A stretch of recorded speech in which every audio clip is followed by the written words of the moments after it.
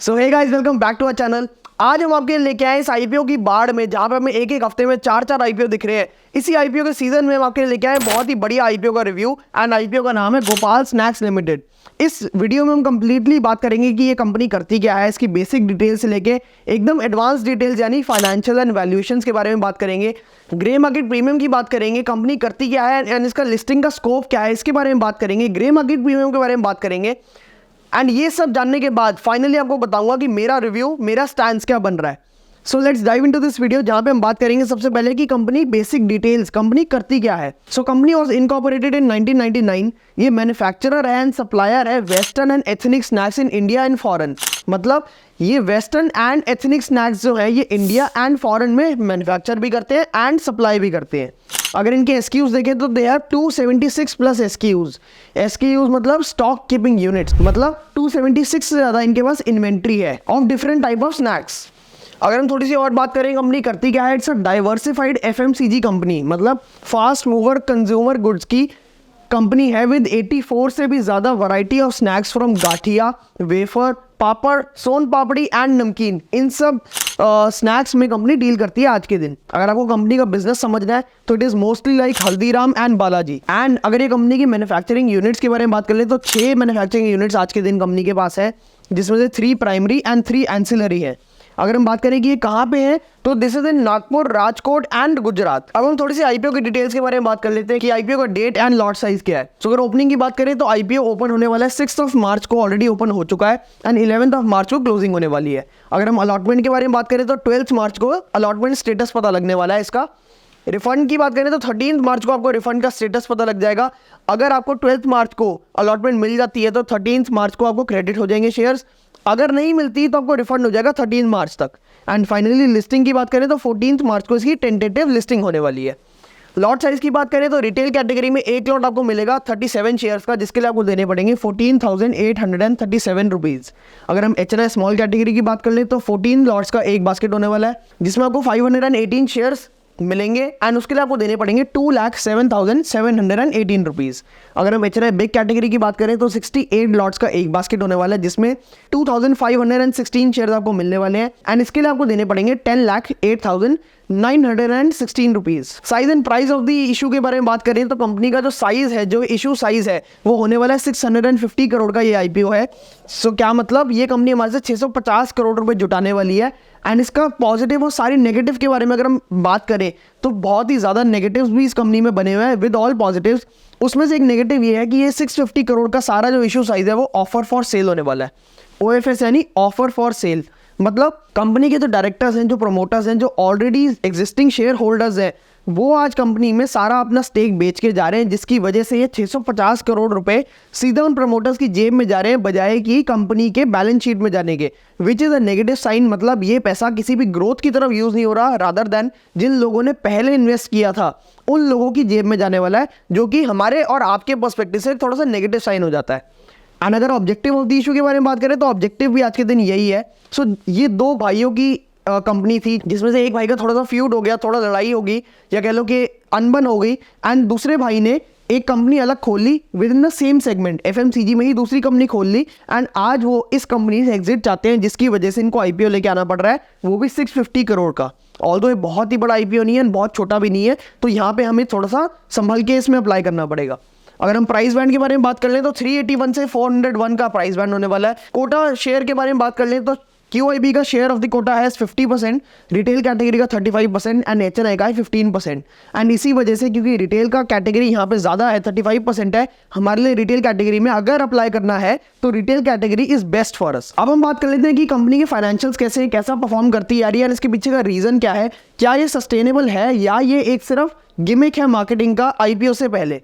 अगर हम फाइनेंशियल की बात करें तो 2021 में रेवेन्यू की सबसे पहले बात कर लेते हैं तो 1129 करोड़ का 2021 में इनका रेवेन्यू था, जो कि बढ़ते बढ़ते 1356 करोड़ का हो गया, एंड 2023 में 1398 करोड़ हो गया, जो कि हमें दिख रहा है कि एक स्टेबल ग्रोथ है। मतलब बहुत ज़्यादा उतार चढ़ाव नहीं है, धीरे धीरे स्टेबिलिटी के साथ कंपनी ग्रो कर पा रही है। अगर हम एसेट्स के बारे में देखें तो एसेट 341 करोड़ के थे 2021 में, 2022 में 399 करोड़ के हो गए, 2023 में 461 करोड़ के हो गए, जो कि एक अच्छी बात है कि अपने एसेट्स भी अच्छे तरीके से ग्रो कर पा रही है। बट अगर हम प्रॉफिट आफ्टर टैक्स के बारे में देखें तो प्रॉफिट आफ्टर टैक्स 2021 में 21 करोड़ के आसपास था, जो कि 2022 में बढ़ते बढ़ते 41 करोड़ का हो गया। आप देखें कि यहाँ पे क्या हो रहा है, डबल हो रहा है प्रॉफिट। 21 करोड़ से ऑलमोस्ट 42 करोड़ हो गया, जो कि ऑलमोस्ट डबल यहाँ पे हमें प्रॉफिट देखने को मिल रहा है। देन 2022 से 23 में क्या देखने को मिल रहा है, 41 करोड़ से 112 करोड़ का प्रॉफिट। कैन यू इमेजिन, 2 गुना से ज्यादा प्रॉफिट, एंड इस साल तो 3 गुना ईयर ऑन ईयर कंपनी कर पा रही है, which is a very very good sign. But क्या ये साइन ऑफ कॉशन भी है? Too good to be true की कहानी लग रही है। मतलब कंपनी ने थोड़ा सा हो सकता है कि अपने नंबर्स को फ्लक्चुएट किया हो, या थोड़ा सा कंपनी नंबर्स को मैनिपुलेट कर रही है, जिसकी वजह से आज के दिन हमें बहुत ही ज़्यादा अच्छी तरीके से ग्रोथ दिख रही है। बट एफएमसीजी में हमें क्या ये ग्रोथ आगे सस्टेनेबल दिखती है, ये सवाल है मेरा इस कंपनी से। अगर हम बात करें कि ये ग्रोथ आई कैसे, सो ये ग्रोथ आई है, इन्होंने अपने मार्जिन एक्सपैंड किए। अब क्योंकि कंपनी मार्जिन एक्सपैंड करके एक हद तक प्रॉफिट कमा सकती है, बट जब तक इनकी टॉप लाइन ग्रो नहीं होगी तब तक बॉटम लाइन को लंबे समय तक ग्रो करना, specially in the FMCG segment, is a very very big statement, is a very very big question. मतलब मैं अपना सेल तो नहीं बढ़ा पा रहा, बट मैंने अपना प्रॉफिट मार्जिन बढ़ा दिया। पर पैकेट कह लो, चिप्स का पैकेट कह लो, नमकीन का पैकेट कह लो, पर पैकेट मैंने अपना प्रॉफिट बढ़ा दिया, इसलिए आज के दिन मेरा प्रॉफिट ज़्यादा हो गया। बट क्या ये सस्टेनेबल है? अगर कंपनी टॉप लाइन यानी रेवेन्यू को बढ़ा नहीं पाती तो ये हमें बहुत जल्दी डिप होता हुआ दिखेगा। बट आज के दिन मार्जिन एक्सपेंशन की वजह से इनका प्रॉफिट बढ़ रहा है, which is a positive sign but also a very cautious sign. अब हम बात कर लेते हैं वैल्यूएशंस के बारे में। कंपनी किस वैल्यूएशन पे हमारे लिए आईपीओ लेके आई है, किस तरीके से हमारे से पैसा उठाना चाह रही है। सबसे पॉजिटिव बात, अब हमने सारी नेगेटिव बात भी कर ली है, तो हमारा फर्ज है कि आपको एकदम क्लियर पिक्चर पॉजिटिव साइन के साथ दिखाएं।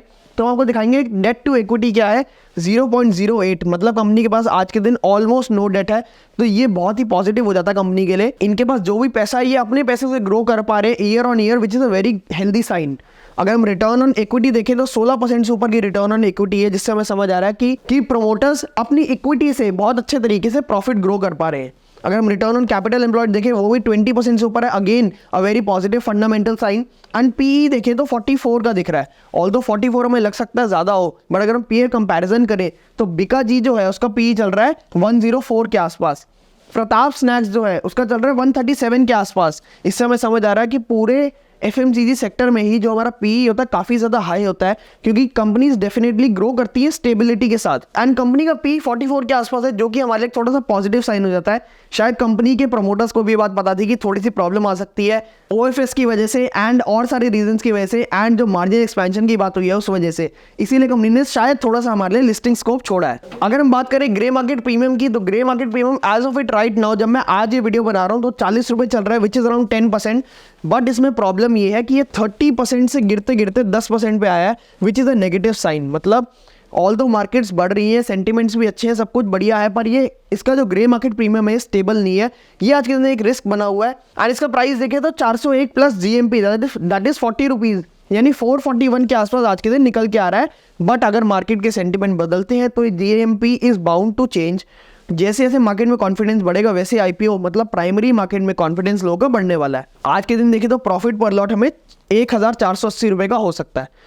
फाइनली अगर मेरे स्टैंड की बात करें तो क्योंकि ये कंपनी फाइनेंशियली तो ठीक है, बट आईपीओ जो है वो ऑफर फॉर सेल है सारा का सारा, एंड ग्रे मार्केट प्रीमियम भी कुछ खास लग नहीं रहा। So I don't invest in companies जिसमें 25-30% का एटलीस्ट जीएमपी ना हो, एंड वो भी स्टेबल। तो मेरा स्टैंड ये है कि अगर लास्ट डे तक जीएमपी सही हो गया एंड सब्सक्रिप्शन स्टेटस बहुत ज़्यादा ओवर सब्सक्राइब हो गया तो मैं इसमें अप्लाई करने की सोचूंगा। आज के दिन मेरा ऐसा कोई मूड नहीं बन रहा।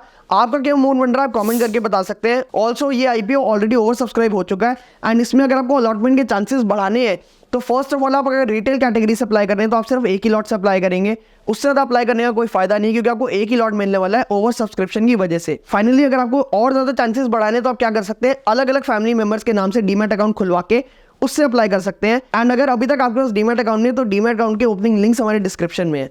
टिल दैट टाइम अगर आपको वीडियो से कुछ सीखने को मिला हो तो आप वीडियो को लाइक कर सकते हैं, चैनल को सब्सक्राइब कर सकते हैं, and press the bell icon so you don't miss any updates on this channel. Thank you.